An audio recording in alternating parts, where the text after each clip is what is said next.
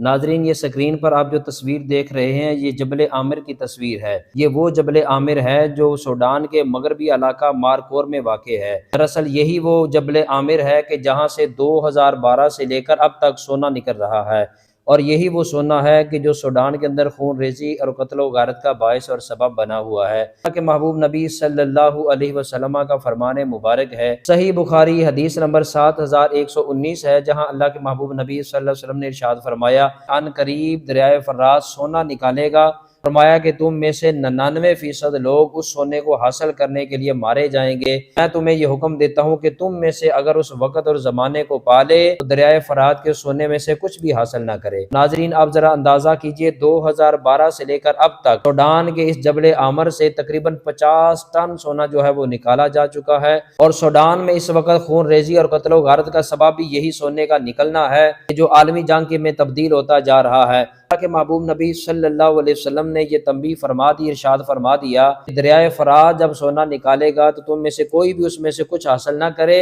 یہ کہ 99% لوگ اسی وجہ سے مار دیے جائیں گے۔ اللہ کے حضور یہ دعا کرتے ہیں کہ مالک کائنات ہمیں اس وقت سے محفوظ رکھے، کیونکہ یہ واضح طور پر قیامت کی علامت اور قیامت کی نشانی ہے کہ لوگ مال دنیا کی خاطر قتل و غارت کرتے جا رہے ہیں، ایک دوسرے کو مارتے جا رہے ہیں۔ اللہ کے محبوب نبی صلی اللہ علیہ وسلم نے 1500 سال پہلے جس بات کی بشارت دی، آج وہ ہمیں بعینہ ہی پوری ہوتی نظر آ رہی ہے۔